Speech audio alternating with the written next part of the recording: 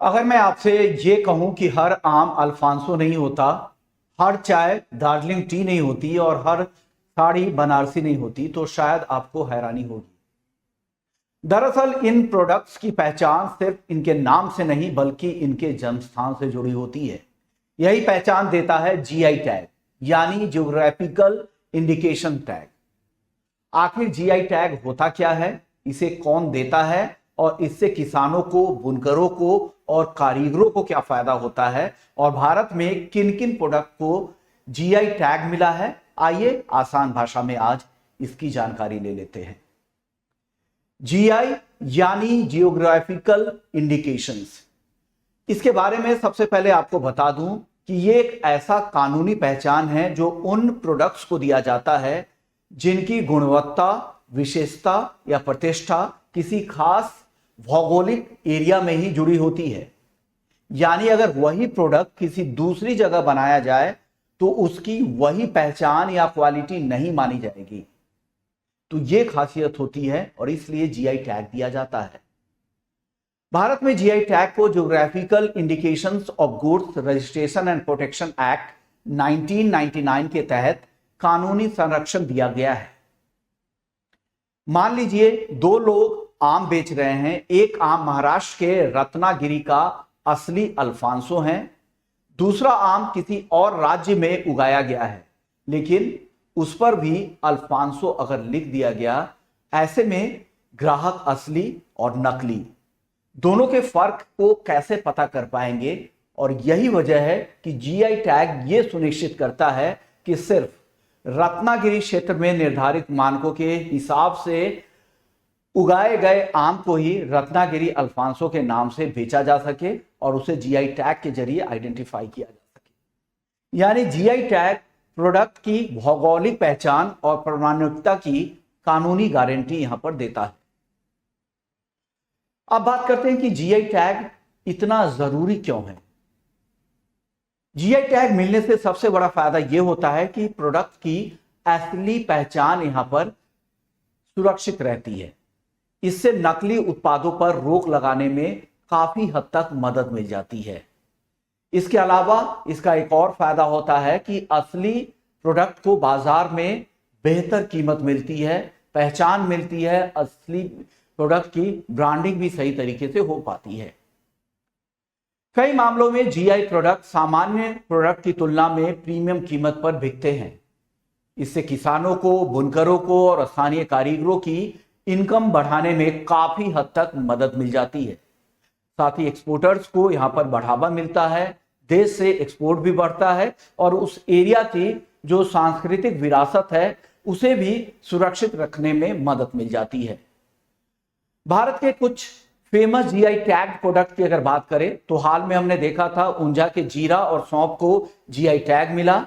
इसके अलावा भारत में सैकड़ों उत्पाद को जीआई टैग मिल चुका है। उसके कुछ उदाहरण हैं जो आज आपके सामने रखने जा रहा हूं।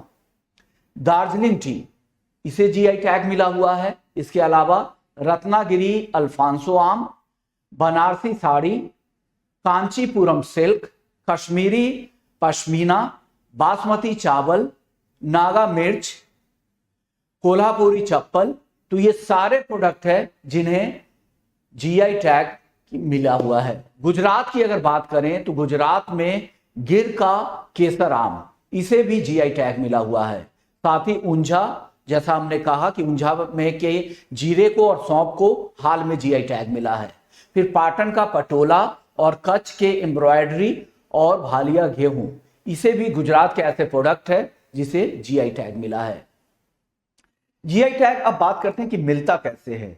जीआई टैग कोई व्यक्ति अकेले नहीं ले सकता। इसके लिए आमतौर पर उत्पादों का यहां पर संगठन के जरिए, सहकारी संस्था के जरिए, सरकारी एजेंसी या कोई मान्यता प्राप्त संस्था इसके लिए आवेदन करती है। साथ ही आवेदन के साथ यहां पर यह साबित करना होता है कि जो पहला उत्पाद वास्तव में उसी एरिया से जुड़ा हुआ है।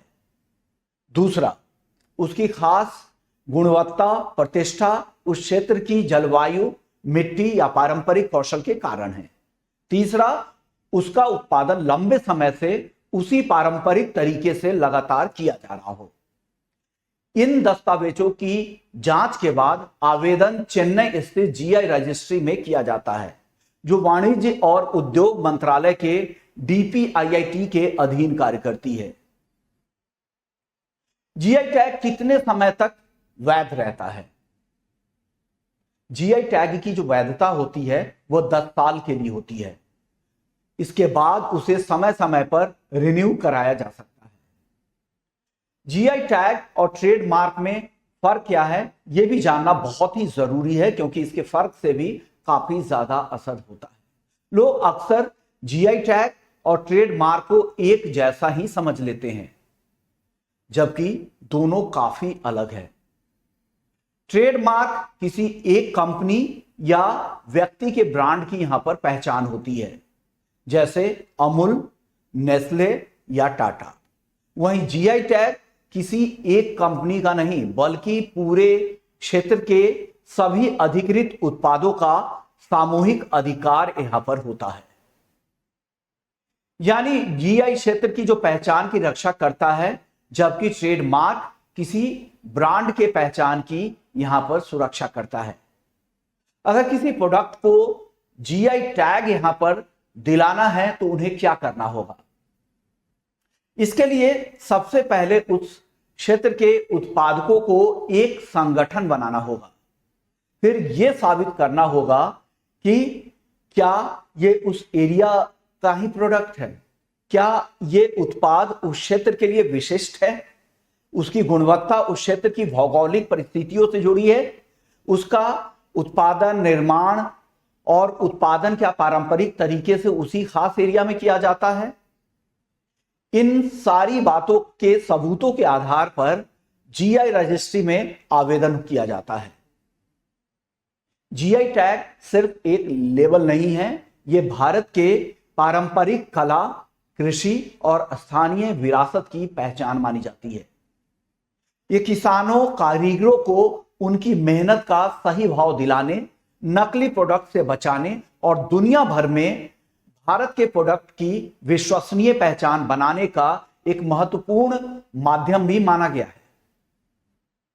इसलिए अगली बार जब आप किसी उत्पाद पर जीआई टैग देखें तो समझ जाइए कि वो सिर्फ एक सामान नहीं है, बल्कि अपने क्षेत्र की पहचान, इतिहास और परंपरा का प्रतिनिधि भी है। इस तरह के इंफॉर्मेटिव वीडियो अगर आपको पसंद आते हैं तो कमेंट बॉक्स में जरूर बताइएगा। आगे भी इस तरह के वीडियो हम आपके लिए लेकर आते रहेंगे।